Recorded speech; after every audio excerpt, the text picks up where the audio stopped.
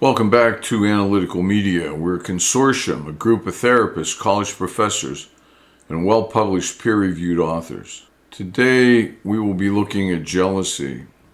Here's a question that was sent in to one of our therapists. Let me read it to you now.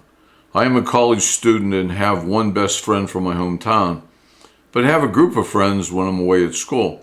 When I'm at school, I get along really well with all of my friends and love spending time with all of them.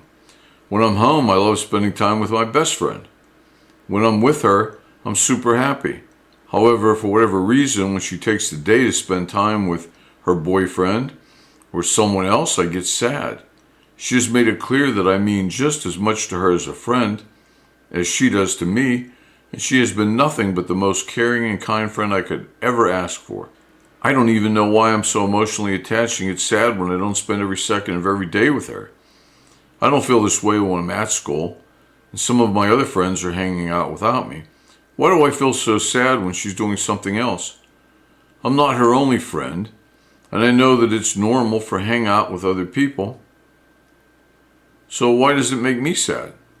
I hate that I feel like my happiness is dependent on how much time I get to spend with her. I also have a sister at home who I love to spend time with, but I don't have the same emotional reaction like I do with my best friend. How can I be more in control of what my happiness is dependent on? Well, we have some key things here. Her friends at school, she doesn't feel that way about them. Her sister, who obviously she cares about and loves, she doesn't feel that way about her sister. She only feels that way about one friend. And here's where we need to look deeper into relationships.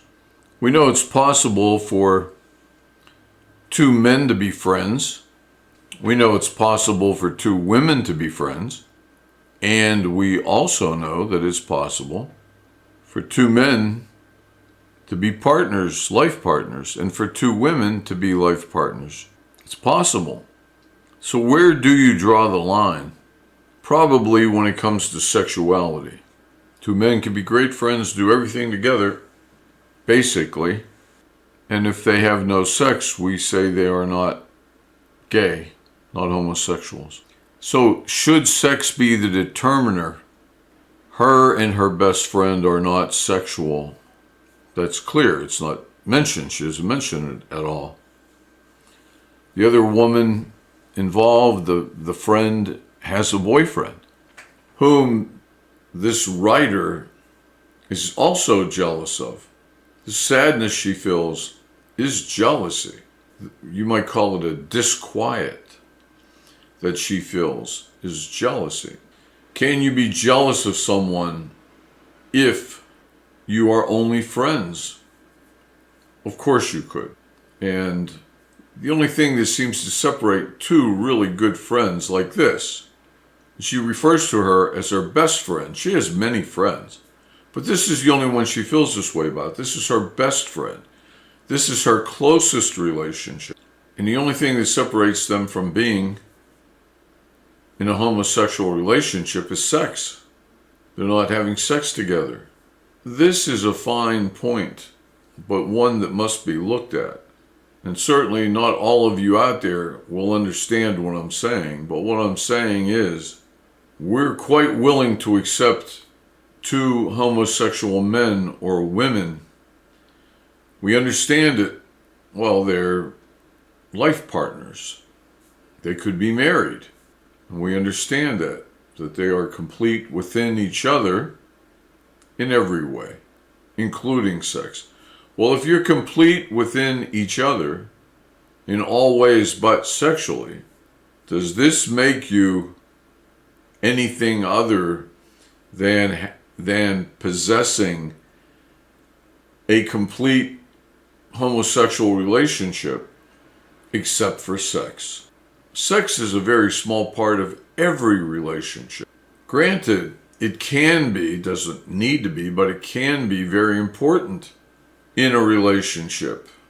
But it also can be very unimportant in very nice, healthy relationships. So, I'm sure the writer of this question would not consider herself to be in a lesbian relationship, but if she looks closer and thinks about it, she might realize that there isn't much difference between her relationship with her friend and a normal lesbian relationship except for sex. That would be the easiest explanation for her jealousy. She loves her sister, but she doesn't feel jealous of her sister. She loves her friends at school, but she's not jealous of them. She's only jealous of the person she calls her best friend, whom we might call a life partner. If we look at it analytically and you have a group of therapists in a room, they might look at it that way. Some of them might look at it that way. So if the only difference between best buds, best friends, is sex, it's the only difference between them being best friends and homosexuals. Is that really a distinction? And I think that's something to think about. Do you, when you have a best friend, do you try to entertain them? Do you try to impress them? You have that one best friend. Even though you don't have a homosexual desire of any kind within your body, except for that, you treat them just like you would a heterosexual person you're dating. Do you compete for their attention? Do you try to impress them? Do you try to make them laugh? Do you try to entertain them with interesting stories? Do you show great compassion for what they're going through? Do you call them at all hours of the day and night?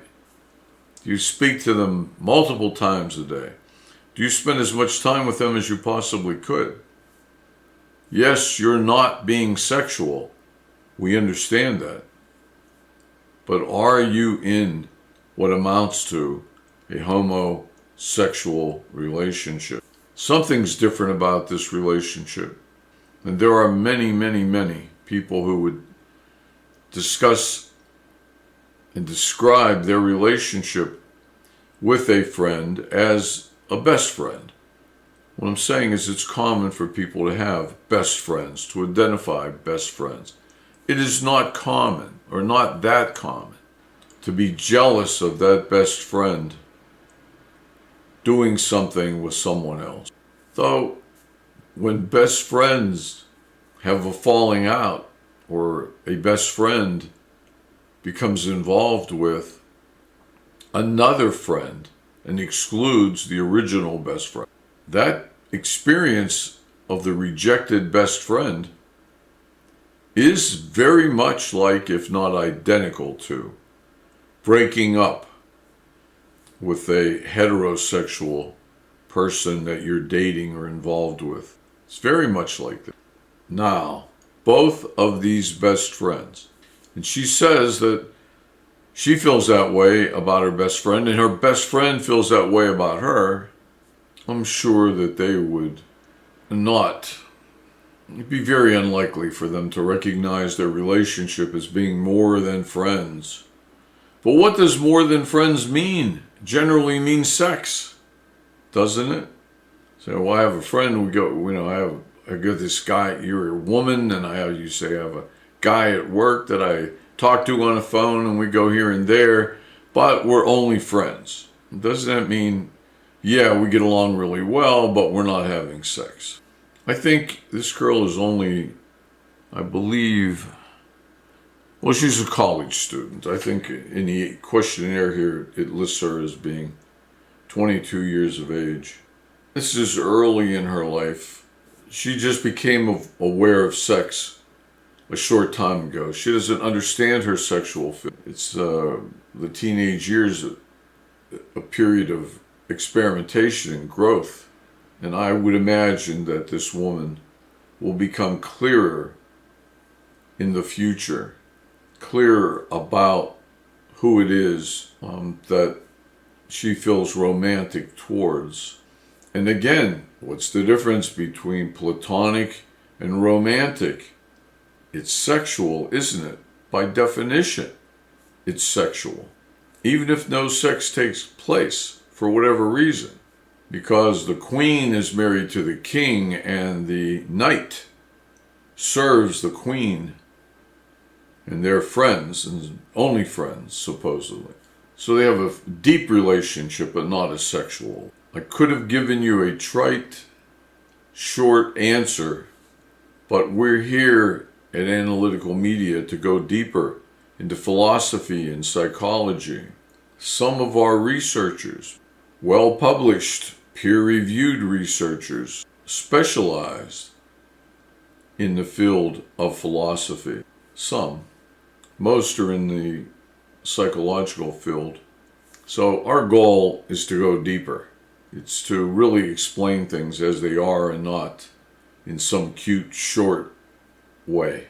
So I ask you, the thinking listener out there, I ask you, think about it. You're not homosexual. You have a best friend. You are male or you are female. Do you try to entertain that person? Do you try to become more and more important to that person, just as you would if you were dating them? Think about it. Be honest. Answer that question. That doesn't make you homosexual, but if sex were to occur, of course it would be homosexual. That would be your life partner. Something deeper to think about, something you can disagree with if you'd like. But remember, whatever ideas you come up with, it has to explain why this woman, this college female, only feels this way about one person in the whole world, her best friend back home. Not her sister who she loves, because you might say, well, she feels that way about everybody she loves. Nope, not her sister. Not her friends at school. Nope, not those people. She doesn't care who they see. Her friend Kathy can see her friend Gina. She doesn't care one bit. Or some other person. She doesn't care. She only feels jealousy about the friend at home. Come up with your own ideas. We hope we're stimulating thought and maybe discussion with you and other people. We are Analytical Media. Please subscribe to our channel so that you will be notified when we post. Please share this with other people. I hope you will come back to listen to us and look for our next post. Take care.